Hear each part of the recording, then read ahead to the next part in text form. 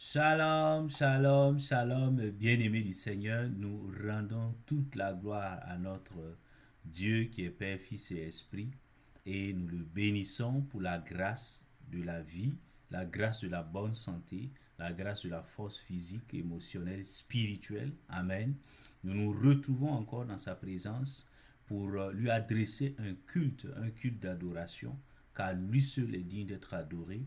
Amen. Il est dit que dans le ciel là, il y a donc les quatre êtres vivants, les 24 vieillards autour du trône là, les anges, les séraphins donc et les chérubins qui adorent le Seigneur nuit et jour. Alléluia. Donc nous nous joignons donc à ces entités célestes là et nous disons gloire à sa majesté.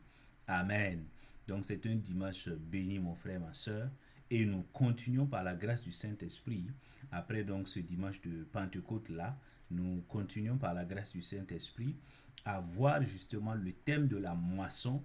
Amen. Pour donc ces mois donc qui restent là. Tu comprends mon frère, ma soeur. Et le dimanche, il y a quelques dimanches là, nous avons vu le tout premier dimanche du mois donc de juin, nous avons pu voir, alléluia, que nous sommes, alléluia, nous sommes bénis, nous recevons la bénédiction de l'élargissement pour une finalité précise, moissonner. Alléluia. Être donc des moissonneuses et des moissonneurs pour le Seigneur Jésus-Christ. C'est-à-dire aller et gagner des âmes, alléluia, pour le Seigneur Jésus-Christ de Nazareth. Amen. Donc mon frère, ma soeur, il est extrêmement important que tu comprennes cela. Si tu n'as pas encore suivi donc ce thème-là, je t'invite à le réécouter. Si tu l'avais donc suivi également, je t'invite à le réécouter. Ce message te fera du bien de la part du Seigneur au nom de Jésus. Amen. Donc tu peux noter le thème donc de ce dimanche-là, le Saint-Esprit, alléluia, nous instruit encore un nouveau thème là. Et tu peux le noter, il est intitulé L'ennemi de la moisson, deux points, l'égoïsme. Amen. L'ennemi de la moisson, deux points, l'égoïsme. Et la référence, tu peux le noter, mon frère, ma soeur. Matthieu, donc, chapitre 6, là, versets 31 à 33. Nous lisons la parole de Dieu. Qu'est-ce qu'il est dit dans ce passage? Il dit, ne vous inquiétez donc pas en disant, que mangerons-nous? Ou que boirons-nous? Ou de quoi serons-nous vêtus? Car cela, ce sont les païens qui le recherchent. Or, votre Père céleste sait que vous en avez besoin. Cherchez premièrement son royaume et sa justice, et tout cela vous sera donné par-dessus. Alléluia. Tu comprends mon frère, ma soeur? Donc ce sont les paroles donc, qui ont été prononcées par notre Seigneur Jésus. Alléluia. Et il le disait donc à ses disciples-là, mais il le disait également donc à ses interlocuteurs, à ceux qui donc, aux juifs qui étaient là, alléluia, et qui l'écoutaient. Tu comprends mon frère, ma soeur? Et donc dans ce passage-là, Jésus nous interpelle. Il parle donc de la moisson, alléluia. Il parle de la moisson, notamment d'un ennemi de la moisson qu'on appelle l'égoïsme. Tu comprends? Lorsque Jésus donc met en avant l'idée donc des besoins naturels. Alléluia. Et il termine donc son propos en invitant donc à réajuster donc les priorités là. Il est en train de nous dire autrement que si nous nous prenons garde, il y a un ennemi de la moisson qui va venir et qui va nous empêcher, alléluia, de moissonner les âmes pour le Seigneur Jésus. Et cet ennemi-là s'appelle l'égoïsme, c'est-à-dire un cœur égoïste. Amen. Je prie dans le nom de Jésus. Alléluia. Que le Seigneur nous fasse grâce afin que nous puissions toujours vaincre cet ennemi-là, afin de moissonner pleinement les âmes pour le Seigneur. Au nom de Christ Jésus. Amen. Et donc, mon frère, ma soeur, qu'est-ce que tu peux le noter? Nous allons définir les termes avant de pouvoir avancer. Qu'est-ce que l'égoïsme? L'égoïsme est généralement défini, amen, comme un attachement excessif à soi-même. Voilà. Donc ça, c'est le premier élément de l'égoïsme. Un attachement excessif à sa propre personne Et le deuxième élément de la définition dit qui fait, et cet attachement-là a pour conséquence que nous recherchons exclusivement notre plaisir personnel et notre intérêt personnel. Tu comprends? Donc c'est cet attachement-là. On dit que quelqu'un est égoïste lorsque cette personne-là, elle est foncièrement et fondamentalement attachée à sa propre personne. Et cela fait justement que elle recherche exclusivement, de manière exclusive, elle cherche uniquement à satisfaire ses propres plaisirs. Elle cherche uniquement ses propres intérêts. Est-ce que tu comprends? À l'exclusion donc des intérêts des autres. Est-ce que tu comprends? Donc, c'est cela un cœur égoïste. Et c'est un ennemi de la moisson. Alléluia. Avant donc de pointer du doigt le diable, les démons, les sorciers, il faut d'abord que nous-mêmes nous regardions à la qualité de notre cœur. Amen. La parole le dit clairement dans Proverbe chapitre 4. Il dit, veille sur ton cœur, car du cœur viennent les sources de la vie. Donc la moisson d'abord commence au niveau du cœur, de la qualité de notre cœur. Amen. Si nous voulons être des moissonneuses et des moissonneurs pour le Seigneur, nous devons veiller à ce que l'ennemi ne vienne pas prendre otage donc de notre cœur, prendre notre cœur en otage et mettre et s'aimer donc livrer donc de l'égoïsme dans notre cœur. Non, nous devons refuser cela. L'égoïsme est une ivresse, c'est de l'ivraie et c'est un ennemi, c'est un poison. Alléluia. Qui pollue donc notre cœur là et qui nous empêche véritablement d'être des moissonneuses et des moissonneurs selon le cœur de Dieu. Est-ce que tu comprends, mon frère, ma soeur? Et donc, tu peux le noter. Deuxième point assez important à part la définition, en quoi l'égoïsme est-il un ennemi de la moisson? Amen. En quoi l'égoïsme, mon cœur égoïste là, peut-il être un ennemi de la moisson? Amen. On dit ennemi de la moisson parce que ça peut t'empêcher, ça peut m'empêcher véritablement d'aller gagner les âmes pour le Seigneur, d'aller moissonner les âmes pour le Seigneur. Est-ce que tu comprends?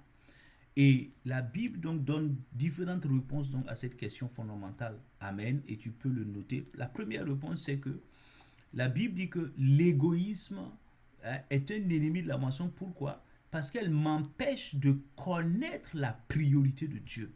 Waouh! L'égoïsme, un cœur égoïste, si mon cœur est égoïste là, ce cœur-là va m'empêcher de connaître, d'avoir la révélation de ce qui constitue une priorité pour mon papa bon Dieu. Est-ce que tu comprends? Et nous pouvons le lire dans Jean chapitre 4 là, alléluia, Jean chapitre 4, verset donc 35 là, nous allons le lire mon frère, ma soeur. Jean chapitre 4, verset 35, qu'est-ce qu'il dit là-bas? Il dit, je lis rapidement la parole de Dieu, Jésus parle et il dit, ne dites-vous pas qu'il y a encore 4 mois jusqu'à la moisson? Eh bien, je vous le dis, levez les yeux et regardez les champs qui sont blancs pour la moisson. Alléluia. Waouh, quelle parole forte, pleine de révélations. Nous sommes dans le contexte où Jésus est en train de moissonner une âme. Il veut gagner une Samaritaine qui était païenne. Alléluia. Qui adorait des montagnes. Alléluia. Qui ne connaissait pas le Dieu vivant. Et il était engagé dans une discussion sérieuse avec cette dernière-là. Et il a manifesté la parole de connaissance. Il lui a commencé à lui révéler donc son passé, etc. Et la femme a été choquée par ce don, donc le don de la parole de connaissance que Jésus manifestait là. Et elle est partie, touchée véritablement par les propos de Jésus. Elle est repartie donc en Samarie et mobilisée du monde qui est venu pour écouter le Seigneur. Et à la fin donc du passage, tu vois véritablement la Samaritaine, les Samaritains qui sont venus. Beaucoup ont cru au Seigneur et sont devenus disciples du Seigneur. Donc Jésus a gagné les âmes. Donc c'est dans ce contexte-là que Jésus donc va parler à ses disciples. Parce que quand il était engagé dans la discussion avec la Samaritaine, les disciples n'étaient pas là. Alléluia. C'est bien plus tard qu'ils vont venir et voir Jésus donc avec cette Samaritaine-là au niveau du puits. Alléluia. Et c'est là que Jésus interpelle donc ses disciples. Il dit, mais levez les yeux. quand tu me dis ce texte-là, attarde-toi sur ce mot-là. Jésus dit, mais levez les yeux. Mais ils n'avaient pas les yeux baissés. Il dit, mais regardez quoi? Il dit, mais regardez les champs qui sont blancs pour la moisson. Il n'y avait pas de champ de blé à côté. Alléluia. Peut-être qu'ils allaient comprendre ça comme, ben, Seigneur, mais ce n'est pas la saison de la moisson. De quoi tu parles, Seigneur? Non, il a utilisé un langage ici, alléluia, une métaphore, pour parler donc de la moisson, pour parler de l'évangélisation, pour parler donc du témoignage, afin de gagner les âmes, afin de sauver les brebis perdues du Seigneur. Est-ce que tu comprends? Il dit, mais levez les yeux. Seigneur, avons-nous les yeux baissés? Oui, nous avons les yeux baissés. Mais que regardons-nous en bas? Nous regardons nos propres problèmes. Oui, oui, je regarde le fait que je ne suis pas encore marié. Je regarde, j'ai les yeux baissés. Je regarde au fait que je n'ai pas encore des enfants. Je regarde au fait que j'ai le regard baissé. Alléluia. Et je regarde au fait que je n'ai pas encore un travail comme je le veux, etc., etc. J'ai les yeux baissés et je regarde mon nombril. Et pourquoi Jésus les interpelle? C'est une interpellation, une forte interpellation de la part de notre Seigneur Jésus. Il dit, mais levez les yeux. Arrêtez de regarder à vos besoins égoïstes, personnels à vous. Levez les yeux, regardez les âmes. Tous ces Samaritains-là ont besoin du salut. Regarde. Regarde dans ta famille. Mais les gens ont besoin du salut. Regarde. Regarde au niveau de ton travail. Les gens ont besoin du salut. Regarde dans le voisinage. Partout où tu vois que les gens ont besoin du salut. C'est la fin des temps. Les gens n'ont jamais eu autant besoin de Jésus que maintenant. Alléluia. Mais il dit, regarde. Mais quand tu as les yeux baissés, tu ne regardes qu'au moi. Moi, Seigneur. Mais tu ne peux pas voir les âmes. Et les disciples étaient dans cette disposition-là. C'est pourquoi il les interpelle en disant, mais regardez ces Samaritains-là. Ils sont perdus. Leurs âmes-là sont destinées à l'enfer. Ils ont besoin du salut. Mais qu'est-ce que vous faites?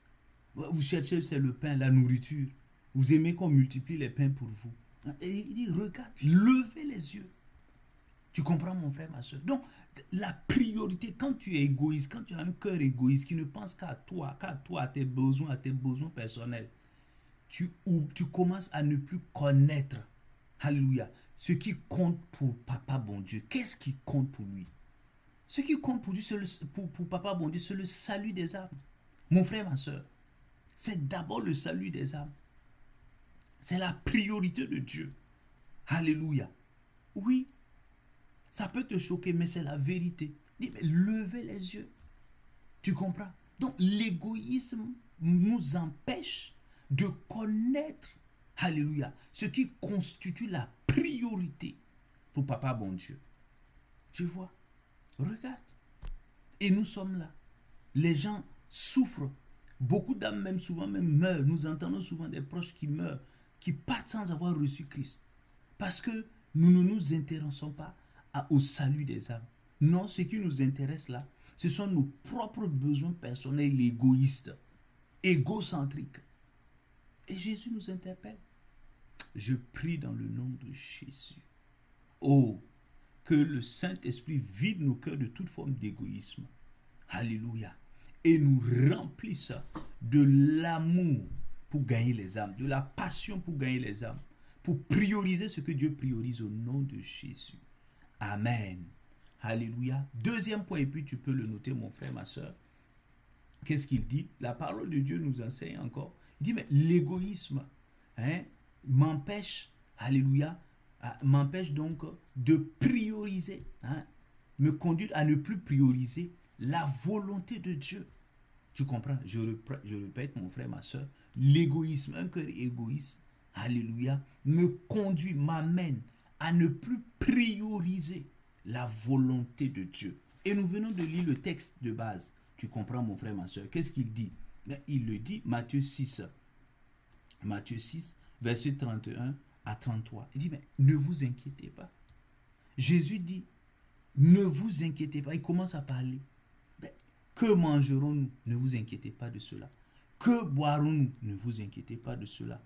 De quoi serons-nous vêtus? Ne vous inquiétez pas de cela. Alléluia. Et il dit, mais ce sont même les païens qui le recherchent. Regarde. Parce que, et quand tu commences, et il dit, il définit, j'aime le verset 33, ça doit être un verset que tu dois mettre sur ton chevet, sur, alléluia, et regarder chaque matin quand tu te lèves, pour connaître les priorités, parce que nous sommes dans un monde où Satan va venir nous distraire et nous rendre et nous amener dans la confusion. On ne sait plus ce qui est priorité de ce qui ne l'est pas. Tu prends les choses vaines pour en faire des priorités. Non. Regarde, il dit, mais cherchez premièrement son royaume, le royaume de Dieu et la justice de Dieu. Mais c'est quoi le royaume de Dieu? Alléluia. C'est quoi la justice de Dieu? Amen. Le royaume et la justice, quand le règne de Dieu vient, c'est pour sauver les âmes. La justice de Dieu, c'est qui? C'est Christ, Jésus-Christ qui a versé son sang. Pourquoi? Pour le salut des âmes. Donc, tu vois, ça a un lien direct. Donc, il établit la priorité de Dieu. Jésus rétablit ça. Si tu avais une vision floue, il dit, mais Seigneur, quelle est ta priorité? Ce que Papa, bon Dieu, veut de toi et de moi. Mais il dit quoi? Il dit, cherchez premièrement. Quoi? La nourriture? Non. Le mariage? Non. L'enfantement? Non. Le ministère béni? Non. Les voyages? Non. L'argent? Non. Qu'est-ce qu'il dit? Il dit, un mari? Non. Qu'est-ce qu'il dit? Cherchez premièrement. Premièrement. Donc, il y a une loi de priorisation ici. Jésus montre clairement la priorité. Il explique de manière explicite. Tu comprends? Il dit, mais tout cela vous sera donné par-dessus. Donc, tu vois? Donc, ce qui compte le plus là, c'est d'aller gagner les âmes. Aller vider le royaume de Satan pour remplir donc le royaume de Papa bon Dieu avec les âmes. Et maintenant, il dit, lorsque vous finissez ça, qu'est-ce qui va se passer? Vous n'aurez plus besoin. Alléluia. Vous n'allez plus vous inquiéter de vos besoins pour vos besoins naturels, vos besoins humains, parce que Papa bon Dieu va pourvoir. Alléluia. Regarde, il dit, mais et tout cela vous sera donné. Donc, il n'y aura pas un effort quelconque à faire, une lutte. Non, non. Pendant que tu priorises, alléluia, ce que Dieu veut, Dieu s'occupe de tes besoins. C'est ça. Tu comprends? Donc, il dit, mais quand ton cœur est égoïste, mais c'est ça. Tu es là, tu ne dors pas, tu es dans les insomnies. Oh, comment je vais faire ceci? Comment je vais faire cela? Mais tu oublies que ce n'est pas ça la priorité. Dieu ne te demande pas de te battre avec ça. Non. Il dit, mais occupe-toi de mon champ. Mon champ a besoin d'être moissonné. Les âmes ont besoin d'être sauvées. Tu dois témoigner de Jésus. Tu dois parler du salut. Il a versé son sang pour le pardon des péchés. Alléluia. Mais regarde. Regarde tes amis. Regarde la famille. Regarde tes proches. Regarde tes connaissances. Mais c'est ça. Et le Seigneur t'interpelle. Mais non, toi, tu ne regardes pas à ça. Ce qui t'intéresse là, c'est oui, comment je vais pourvoir à ceci, à tel. Non, non. Ce n'est pas à toi. Si tu avais compris la loi de la priorité divine là, tu n'allais plus passer des insomnies. Alléluia, tu n'allais plus avoir des insomnies. Non. Quand deviens un enfant de Dieu, tu dois connaître la priorité, les priorités de Dieu. Papa, bon Dieu, devient ton Père. Regarde. Mais tu es en train de lutter avec des choses. Que même les païens. Il dit, mais les païens, est-ce que toi tu es un païen? Regarde. Examinons, asseyons-nous, regardons. Souvent nous avons renversé les priorités. Nous sommes dans un état de confusion totale. Et nous sommes dans la frustration permanente. Pourquoi? Parce que nous ne priorisons plus la volonté de Dieu. La volonté de Dieu a été reléguée au second plan. Second même, c'est un euphémisme. Nous l'avons jetée à la poubelle. Ça ne nous intéresse plus. Ce que Dieu veut, ça ne nous intéresse plus. Alors que nous disons que Dieu est notre Père. Comment tu peux rejeter la volonté de Papa bon Dieu et puis croire qu'il va t'aider dans les choses dont tu as besoin? Jésus dit, et le reste, ce que vous cherchez là, ce que vous avez cherché, on va vous donner ça. Ça va vous suivre, ça va vous accompagner. Le mariage béni, l'enfantement béni, le ministère béni, le travail béni, tout ce que tu veux là, ça va t'accompagner. Mais à condition que tu priorises la volonté de Dieu, qui est le salut des âmes, qui est le fait d'aller moissonner les âmes pour le Seigneur Jésus. Je prie dans le nom de Jésus que si tu t'étais écarté de la priorité divine, que le Seigneur te ramène sur le droit chemin au nom de Jésus. que les besoins actuels, tes besoins de logement, que tes besoins de mariage, d'enfantement, de travail, etc., que ces choses-là ne prennent plus le dessus dans ton cœur au nom de Jésus. Je prie que tu cherches constamment, premièrement, le royaume de Dieu, la justice de Dieu qui consiste à aller gagner les âmes au nom de Jésus. Amen. À témoigner de Jésus et à gagner les âmes. On ne peut pas gagner les âmes si tu ne témoignes pas. Si tu ne témoignes pas de Jésus, regarde. Est-ce que tu parles de Jésus? Sur les réseaux sociaux, tu ne veux pas parler de Jésus. Tu es là, c'est les choses mondaines, vaines qui t'intéressent. Et puis tu crois que papa, bon Dieu, va s'occuper de tes besoins. Tu te trompes, tu ne connais pas la loi de la priorité divine. Ce n'est pas comme ça que ça marche dans le royaume de Dieu. Tu t'intéresses, alléluia, aux besoins de Dieu. Et Dieu commence à combler toi tes besoins. C'est comme ça que ça marche. Est-ce que tu comprends? Je prie que tu aies la bonne compréhension au nom de Jésus. Amen.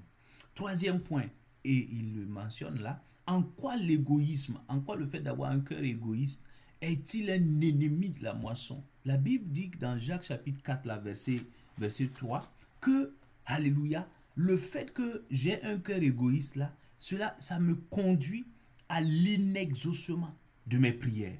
Alléluia. Tu comprends? Donc, ça fait que mes prières, je prie, mais au final, pas de résultat. Frustration. Prière inexaucée. Non répondue. Ou répondue négativement. Regarde. Jacques chapitre 4, verset 3. Qu'est-ce qu'il dit? Je lis la parole. Il dit, mais vous demandez et vous ne recevez pas parce que vous demandez mal afin de tout dépenser pour vos passions. Regarde, tu vois? Afin de faire quoi? De tout vous demander pour satisfaire vos passions.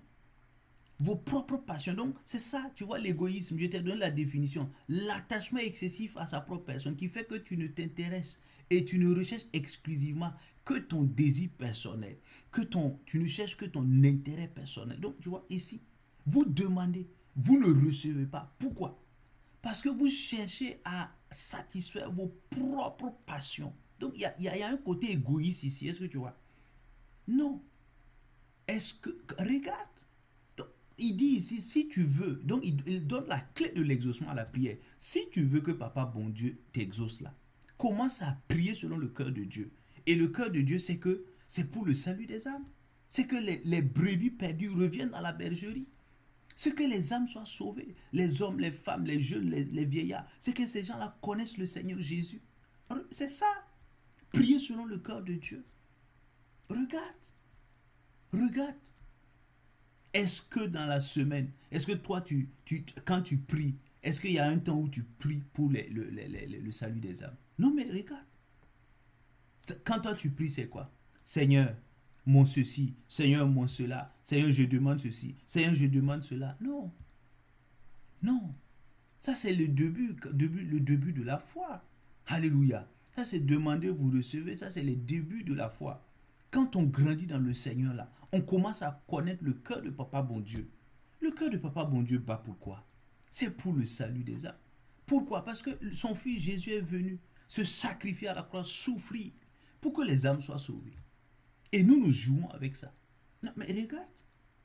Et après, on dit, mais on est là, on murmure contre Dieu. Seigneur, je te prie, tu ne me réponds pas. Et on donne même des ultimatums à Papa, mon Dieu. Seigneur, je te donne jusqu'à la fin de ce mois. Si tu ne me réponds pas, ce qui viendra là, c'est toi, tu l'auras voulu. Non, ça c'est de l'immaturité. Mon frère, ma soeur, il faut que tu quittes dans ça. Il faut que tu quittes. Nous devons quitter dans ça. Regarde. Vous demandez, vous demandez mal. Donc demandez bien là. C'est lorsque tu commences à demander, Seigneur, oh, sauve mon père qui ne te connaît pas. Sauve ma mère qui ne te connaît pas. Sauve mon frère, ma soeur qui ne te connaît pas. Sauve ma tante, mon oncle qui ne te connaît pas. Oh Seigneur, mes collaborateurs qui sont dans le fétichisme, qui sont dans ces choses occultes là. Seigneur, fais grâce. Et puis tu prends des temps de jeûne, tu pries pour eux. Tu intercèdes, tu invoques la grâce de Dieu jusqu'à ce que tu vois la conversion. Jusqu'à ce qu'ils soient sauvés. C'est ça. Donc il dit, tu vois, il dit, vous demandez, qu'est-ce que toi tu demandes? Quand toi tu viens tout le temps, c'est moi. Non, tu demandes mal. Je n'ai pas dit de ne pas demander pour toi, mais ça ne doit pas être tout le temps toi. Alléluia. Tu dois prendre des temps où tu pries pour le salut des âmes. Hein, pour des gens que tu connais qui ne sont pas sauvés, pour des gens même que tu ne connais pas et qui ne sont pas sauvés. Alléluia. Il y a des gens comme ça, tu as prié. Le Seigneur parle, tu ne les connais même pas. Mais le Seigneur va les apparaître à cause de tes intercessions. Le Seigneur se révèle à eux et ils sont gagnés. Alléluia. Mais oui, nos prières là, font bouger les anges. Font bouger le Seigneur par sa grâce. Regarde. Regarde. Alléluia. Je prie dans le nom de Jésus qu'à partir de maintenant, nous commencions à bien prier selon le cœur de Dieu. À prier en demandant au Seigneur, alléluia, que le salut des âmes constitue un point de prière très important dans nos sujets de prière au nom de Jésus. Par la puissance du Saint-Esprit, je prie qu'à partir de maintenant, tu consacres des heures, tu consacres des jours à prier, à intercéder pour le salut des âmes, pour que les âmes soient sauvées dans ta famille, dans ton travail, dans le voisinage, partout dans les nations, au nom puissant de Christ Jésus. Amen. Alléluia. Et pour terminer, mon frère, ma soeur, sur ce point-là, tu peux noter quatrième point. La Bible dit que l'égoïsme remet en cause mon identité spirituelle. Waouh!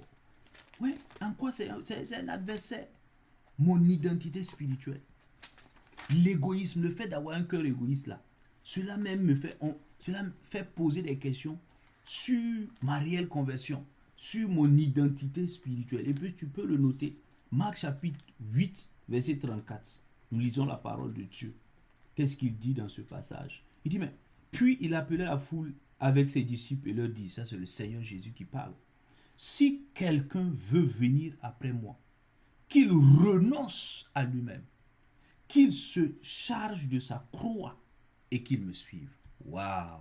Bon, on n'aime pas beaucoup ce genre de passage, honnêtement, parce que ça demande, il faut mourir à soi, et ça demande donc des sacrifices, il faut renoncer. Donc c'est ça. Mais c'est extraordinaire. Jésus dit, autrement, tu ne peux pas devenir mon disciple si tu refuses de renoncer à toi-même. Oui. Et toi, c'est qui? C'est ta chair. C'est la convoitise du monde. C'est ça. Donc, le fait de ne penser qu'à toi, oh Seigneur, je veux des habits, je veux le mariage, je veux ceci, je veux cela là. Ce cœur égoïste là fait que toi-même, c'est-à-dire que le monde spirituel se demande, toi, tu appartiens à qui? Ah oui, on ne sait pas, on se demande, mais il est du camp de papa, bon Dieu, ou bien c'est de l'autre côté là qu'il est? Non. Parce que tu as un cœur égoïste, tu ne penses qu'à toi. Tu ne penses pas aux âmes qui sont perdues, qui crient. Alléluia. Ça ne t'intéresse pas. Non, non, ça ne t'intéresse pas. Regarde. Si quelqu'un veut me suivre, toi tu dis tu es disciple de Jésus. Moi je dis je suis disciple de Jésus. Et nous ne nous intéressons pas aux âmes. Mais nous n'avons pas renoncé à nous-mêmes. Nous n'avons pas renoncé à nous-mêmes. Nous ne nous intéressons qu'à ce qui touche à notre chair, à nos besoins. Mais il dit, tu dois renoncer à toi. Qu'est-ce qui te fait plaisir? Les habits. Qu'est-ce qui occupe, qu'est-ce qui touche ton cœur? Il y a d'autres, ce sont les chaussures. Les chaussures, il y a d'autres, ce sont des sacs. Il y a d'autres, c'est l'enfant. Il y a d'autres, c'est le travail, l'argent, avoir un compte garni. Il faut que tu meurs à ça. Il faut que tu meurs à ça. Mon frère, je te le dis. Ma soeur, je te le dis. Il faut que tu meurs à ça. Il faut que tu renonces à ces choses-là. Ce n'est pas qu'elles sont mauvaises. Dieu va te les donner. Mais quand l'amour de ces choses-là dépasse l'amour pour les âmes, la passion de ces choses-là dépasse la passion pour les âmes. Ah, mon frère, on se demande si tu es encore disciple de Christ. Ma soeur, je doute encore que tu sois disciple de Christ. Ah oui, c'est pas moi qui le dis, c'est Marc 8, 34. Si quelqu'un veut me suivre, si quelqu'un veut être mon disciple, qu'il renonce à lui-même. Tu dois renoncer. Tu vois les choses et puis tes yeux là, on voit des cœurs, ça brille. Tu n'es pas encore mort et morte à ces choses-là, mon frère, ma soeur. Je comprends pourquoi tu ne t'intéresses qu'à toi. Mais oui. Je comprends pourquoi tu ne t'intéresses pas aux âmes. Puisque tes yeux sont fixés ailleurs. Tu regardes, ah oui, les habits, la beauté des habits, telle coiffure, telle chaussure, telle... Mon frère, ce sont des choses là éphémères, tout reste ici. Ce qu'on gagne, une âme que tu as gagnée en Christ, c'est pour la récompense éternelle. Tu comprends? Regarde. Et si quelqu'un veut être mon disciple, qu'il renonce à lui-même. Je prie dans le nom de Jésus que le Saint-Esprit nous aide à mourir à nous-mêmes. Qu'il nous aide dans le nom de Jésus à renoncer à ce qui nous tenait liés au nom de Jésus, afin que nous ayons la passion véritable des âmes au nom puissant de Christ Jésus. Amen. Et troisième point, tu peux le noter. Troisième idée, alléluia, grand point, comment en finir avec l'égoïsme. Ah oui, il ne suffit pas seulement de savoir que l'égoïsme est un ennemi, mais comment le vaincre? Comment vaincre l'égoïsme? Alléluia, comment en finir avec l'égoïsme? Donc je vais rapidement, à la lumière de la parole là, te montrer quelques éléments. Alléluia, ce n'est pas exhaustif, mais tu peux le prendre. Premier élément, je dois devenir un véritable disciple de Jésus. Ouais, c'est la base. Comme disent les jeunes, c'est la base. Je dois devenir. Ce n'est pas une question de venir à l'église, de prendre la Bible, de porter une croix. Ce ne sont pas les signes extérieurs. C'est une disposition intérieure qui fait que tu deviens enfant de Dieu. C'est lié à ton cœur. Et regarde, il dit, mais il faut devenir un enfant, un disciple véritable de Jésus-Christ. Et comment? Marc 8, 34 le dit clairement. Jésus dit, si quelqu'un veut venir, si quelqu'un veut me suivre, qu'il renonce à lui-même. Donc, il y a une implication. Il y a une implication ici. Amen. Je dois renoncer à moi-même. Je dois renoncer au plaisir charnel. Renoncer au monde et à ses convoitises. Alléluia. Oui. Je dois commencer à aimer Jésus. Aimer Jésus plus que tout. Parce qu'il dit, tu aimeras Dieu de tout ton cœur, de toute ton âme, de toute ta pensée, de toute ta force. C'est ça c'est les béabas. Tu ne peux pas vaincre l'égoïsme. Alléluia. Sans renoncer à ce qui attire ton œil, à ce qui attire ton cœur comme un aimant. Non, tu dois renoncer. Et ce qui doit maintenant t'attirer là, c'est le Seigneur Jésus. C'est le royaume de Dieu. C'est ça qui doit faire ton plaisir. Mais non. On te parle des âmes, mais non, ça ne t'intéresse pas. Non, parce que tu n'as pas encore découvert que l'amour pour Jésus, le renoncement à soi, l'amour à soi-même. Il dit, mais si tu dois devenir Jésus, tu dois devenir disciple. Je dois devenir disciple de Christ. En faisant quoi? En renonçant. Et tu dois écrire toutes ces choses-là. Note-les dans un cahier. Voilà. J'aime les chaussures. J'aime les habits. J'aime les belles maisons. J'aime les beaux sacs. J'aime les belles vestes. Tu les mets et puis tu dis, Seigneur, je renonce. Je renonce. Si tu veux, tu vas sentir ton cœur là se serrer comme ça. Tu vas le sentir. Et ça sera ta délivrance au nom de Jésus. Oui. Sans ça, tu ne peux pas vaincre l'égoïsme. En ce moment-là, ce qui va t'attirer, tu vas voir, ça va être maintenant le Seigneur Jésus. Ça va être le Seigneur Jésus. Tout ce qui tourne autour du Seigneur, ça va commencer à t'intéresser. Alléluia. Et tu vas découvrir que ce qui intéresse le Seigneur, ce sont les âmes. Et par conséquent, toi aussi tu vas commencer à t'intéresser aux âmes. Alléluia. Avoir un autre regard sur les brebis perdues du Seigneur. Alléluia. Amen. Je prie dans le nom de Jésus qu'à partir de maintenant, par la puissance du Saint-Esprit, tu reçoives la grâce, le courage de renoncer. Alléluia. À toi-même au nom de Jésus. À toi-même au nom de Jésus. Que tu aimes le Seigneur Jésus-Christ plus que tout dans cette vie. Au nom puissant de Christ Jésus. Amen. Deuxième point, et tu peux le noter, c'est que comment en finir avec l'égoïsme, comment vaincre l'égoïsme là, nous devons, alléluia, développer une discipline personnelle. Nous devons développer une discipline personnelle. Qu'est-ce que je veux dire par là? Tu peux le noter dans 1 Corinthiens chapitre 9 là, verset 7. On voit l'exemple de Paul, l'apôtre Paul que j'aime bien. 1 Corinthiens chapitre 9, verset 27. Qu'est-ce que l'apôtre Paul dit? Il dit, mais au contraire, je traite durement mon corps et je le tiens assujetti de peur qu'après avoir prêché aux autres, je sois moi-même disqualifié. Waouh! Regarde ce que l'apôtre Paul dit. Il dit, mais je traite durement mon corps et je le tiens assujetti de peur, après avoir prêché aux autres, d'être moi-même disqualifié. Tu vois? Donc, il dit, lui traite durement son corps. Donc, si tu veux en finir avec l'égoïsme là, faut commencer à avoir une discipline concernant la chair. Non, c'est ça, une discipline. Et ça concerne les âmes.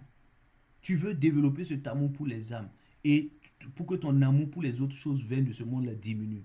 Commence, regarde. Jeûne, au lieu de jeûner pour demander ceci ou cela. D'ailleurs, ce n'est pas la bonne motivation pour jeûner, c'est même pas la bonne motivation. Tu dois prendre un temps. Je dois prendre un temps pour jeûner pour les âmes. Oui. Prends un temps. Dis, je consacre ce jour-là, un jour de la semaine, tel jour de la semaine, je le consacre pour intercéder pour le salut des âmes. Et puis tu restes là. Je dis, je prends 1 heure, 2 heures, j'invoque la grâce, je vais invoquer la grâce, je vais prier pour les membres de ma famille qui ne connaissent pas le Seigneur, pour les gens qui sont au travail avec moi, pour mes camarades à l'université, pour ceci, cela. Tu prends ce temps-là et tu pries. C'est une discipline personnelle. Il y a des temps où ta chair ne va pas vouloir. Tu dis, ma chair, tu te soumets. Il y a des temps où ta chair ne va pas vouloir jeûner pour les âmes. Alléluia. Surtout quand tu vas commencer à jeûner et prier même pour ces âmes-là. Si ces âmes-là sont tes proches, elles vont commencer à t'offenser. Elles vont commencer à t'insulter, à te parler mal. Et tu auras envie de baisser les bras, de te décourager. Tu dis, mais Seigneur, je jeûne pour ces personnes-là, pour leur salut, et puis elles me maltraitent. Non. Tu as dit, ma chère, je jeûne. Toi, tu ne feras pas ta volonté. Tu vas faire la volonté du Seigneur. Oui. C'est une discipline personnelle. Le pasteur ne peut pas venir faire ça à ta place. Et Dieu voit. C'est comme ça qu'on traite avec l'égoïsme. Alléluia. Non. Tu vas voir que quand tu vas commencer à faire ces exercices personnels-là, cette discipline personnelle-là, ton amour pour les âmes va croître. L'amour, tu vas commencer à regarder.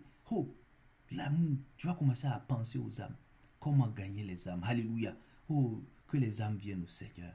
Que les âmes viennent au Seigneur. Ça va commencer à devenir un fardeau, un feu dans ton cœur. Alléluia. Et tu vas voir que l'égoïsme, ton cœur égoïste pour toi, là, ça va commencer à diminuer. Tu vas plus penser au salut des âmes qu'à tes propres besoins. Amen.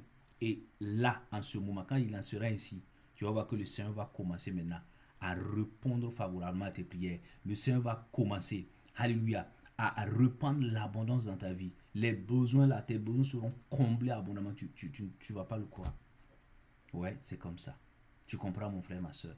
Je prie maintenant dans le nom de Jésus que le Saint-Esprit t'accorde de développer cette discipline personnelle-là au nom de Jésus. Amen. Et pour terminer, mon frère, ma soeur, la Bible dit que notre capacité vient de Dieu, vient du Saint-Esprit. Amen. Donc, si tu veux développer, si tu veux en finir avec l'égoïsme, là, demande l'aide du Saint-Esprit. C'est lui notre aide, notre consolateur, le Paraclétos. Amen. Donc, c'est lui qui vient nous aider. Amen. Galates 5, 22, nous n'allons pas le lire, tu le connais.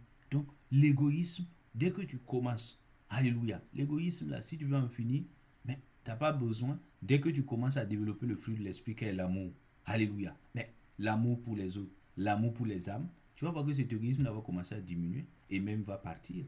Tu comprends? Donc, c'est ça. Parce que la présence de l'amour pour les autres, l'amour pour les âmes, ça va commencer à chasser l'égoïsme. Amen. Tu vas plus penser au bien, au salut donc des autres là, qu'à toi-même tes propres besoins chaque fois. Oui. Et le Saint-Esprit, quand tu invoques sa grâce là, tu dis, Seigneur Saint-Esprit, j'ai besoin que tu viennes dans ma vie. Seigneur, enlève ce cœur égoïste que j'ai là. Donne-moi un cœur rempli d'amour, rempli de passion pour les âmes, pour le salut des âmes. Tu vas voir le Saint-Esprit, tu pries régulièrement ainsi. Et si tu as reçu le don de parler en langue, tu parles en langue, tu vas voir que ces choses-là, ce cœur égoïste-là, le Saint-Esprit va vider l'égoïsme de ton cœur et remplir ton cœur de l'amour pour les âmes. Alléluia. Et tu vas le constater. Je prie qu'il en soit ainsi dans ta vie et dans ma vie, au nom puissant de Christ Jésus. Amen. Donc nous allons nous arrêter là, mon frère, ma soeur. Alléluia. Et donc je prie et je bénis donc ta semaine. Je déclare que c'est une semaine de grâce pour toi. C'est une semaine de faveur où des portes bénies s'ouvrent pour toi. Mais c'est surtout une semaine où tu es engagé. Tu témoignes donc de Jésus-Christ. Tu parles de Jésus-Christ.